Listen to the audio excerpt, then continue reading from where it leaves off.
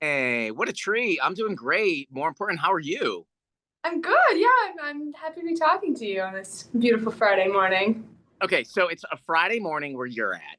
For me, a Friday morning is like I get up and I'm like I literally looked at the wifey and I was like, I'm walking on sunshine. Dude, that's me. But I'm not an A-list celebrity like you. What's a Friday like for you? Are you like the weekend's here, yay? Or are you like, I almost said a bad word. Oh, is the weekend's here? Now I gotta work a lot. Yeah, I do have to work both days this weekend, so Friday is a little less special, but it's all the same. A Friday is a Friday. It's a day for celebration. Ah, yes, you're speaking my love language already. Um, well, listen, I appreciate the time. I know you're like crazy. You're being pulled in all these directions, but our Chicago audience and iHeartRadio loves you and everything that you've given us. So congratulations on Guts, first and Thank you foremost. so much. Yeah, no, it was a joy to listen to. 11 o'clock Central Time. I stayed up because I go to bed early. Judge me. But I stayed up. I was like, I got to hear this because this is like the most highly anticipated second album from an artist in a long, long time. Real talk. And I was blown away. So yeah, congrats. Well, thank you for staying up, making the sacrifice for me. I appreciate it. What are you most proud of with Guts? Like, what do you think the finished product was like when you first heard it? Yeah, I mean, I'm honestly proud of myself for sticking with it. I think it was a very daunting task to try to write a sophomore album after Sour was so successful. And I'm proud of myself for being brave and just going at it, even though I felt absolutely terrified. But yeah, I don't know. It's an interesting thing. I feel like I didn't really get to actually hear the album for what it was until after it was out, and on the radio and on Spotify or whatever. Kind of when you're really close to it, you almost like can't see the forest through the trees. So I feel like I only really got the chance to experience the album for what it is very recently. Were you scared as an artist because every artist is always scared about the album, or were you scared because of specifically like the buildup and the hype of the sophomore album? Because that's a thing, I think. Yeah, I mean, a sophomore album is really tough. I mean, let's hope that I'm not as scared to make the next one. But yeah, I don't know. It is just a really scary thing, right? To be writing songs and put your heart on this silver platter for people to criticize and pick apart. It is terrifying. So I don't know, but that's sort of the fun of it too, is being vulnerable. I think that's what makes a song connect to people. What song are you like really like stoked to play in front of a live audience the most, and why is it every song? Yeah. Thanks. I am so excited to play All American Bitch. I don't know if I can, hopefully I can say that. Yeah, I think it's gonna be amazing. And there's this part in the song where I'm just like screaming bloody murder. And I think it'll be so fun if everyone can just like scream and let out all their pent up rage and aggression in the show. So I'm looking forward to that. So good. So last time you were here in Chicago, you did Airgun Ballroom, which is a dope room. It's like So iconic, fun. It was so right? much fun. I remember that so fondly. Yeah. Louis Capaldi told me that he felt like he was in like a real life Aladdin scene. Like that's what That's he. exactly what it felt like. Yeah. Yeah. It felt like a ride at Disneyland or something in the best way. Yeah. But next time you're at the United Center, Olivia, it is not normal to jump from there to there. Like as far as like the wanting of the tickets. Did you ever think this would happen so quickly?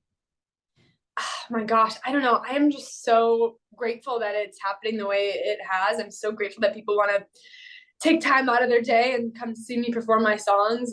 It's just something I never take for granted. I feel really lucky, and I'm so excited for this tour. I think it's going to be a really great time.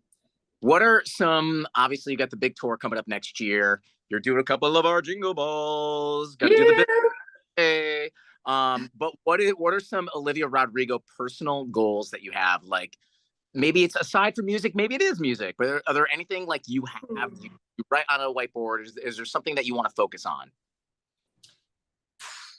I feel like I've been saying this for years, but I really want to learn how to cook.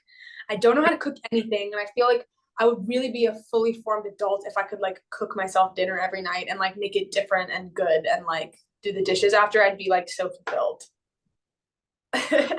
Real answer. Oh, Yeah, yeah. Sorry, that maybe it's a little boring, but that's truly like top of mind.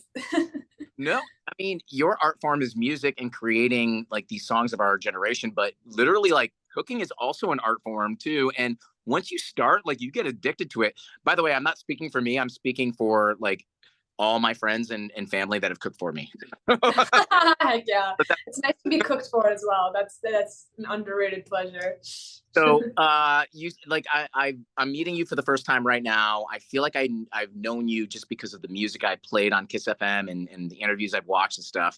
But I really want to know like who in your life has given you the best advice for staying like very focused, and you seem so real and humble because that is a big deal in this industry. And what was Yeah, you know, I don't know. I guess I have a therapist that I really like. I'm big on therapy. And this sounds cliche, but it's just like she always tells me like what other people say about you is none of your business. And it sounds like kind of cliche and like you hear that all the time, but like really keeping that in mind has just saved me so many times, you know. And most of the time when people criticize you, it's not about you or, you know, something that you did. It's most usually always about, you know, them or something else. So I just try to keep that in mind. That kind of makes me feel better about certain things. Yeah, your lips to God's ears. That is great. That is great advice. How was the song Driver's License Change Your Life? Oh my gosh. In every single way. I mean, I remember the day that it went #1. I remember being in my bathroom in Utah and calling my producer, and he was like, "You don't understand, Olivia. Like your life is gonna be different now." And I was like, "Huh, I guess it is gonna be different now." And it totally is. I mean, my surroundings have changed so much, and that song opened so many doors for me, and I'm very grateful for it. But simultaneously, I also feel like my life is the same and also drastically different. Like I feel like I'm the exact same person, but just like everything around me has changed in such a beautiful way. Olivia, never change that feeling ever. I leaned in serious. I know. I was like, oh, tell me a secret. um, one of the strengths that you have too is like being so relatable, and your fans love you so much. Everybody I meet, and it's like such a huge age range and different demographics that everybody's like, we love Olivia Rodrigo. Um, what has been the biggest feedback as far as songs from Guts that you've been getting from your fans that's been the most relatable to them? Oh man, you know, people are really coming up to me in real life and saying how much they love the song "Making the Bed," which was really a wonderful surprise. I didn't know if that song was going to be relatable or not. It's very specific to my life experience in a very specific era in my life. But yeah, people have really been resonating with that one, and it makes me so happy. It's one of my favorites on the album. All right, couple more. I know you gotta like go do Olivia Rodrigo like celebrity things and stuff like that. Not because you need to, because people are making you. Um, first one is you're a Pisces. You've talked about that to the core. Where is the best, most iconic place or memorable place that you've swam? Ooh, oh my gosh, this is a great question. In Switzerland, when I was on tour last year, we did a show in Zurich, I believe. And on one of our off days, my band and we rented out this boat and we went out on this beautiful like glacial lake in Switzerland.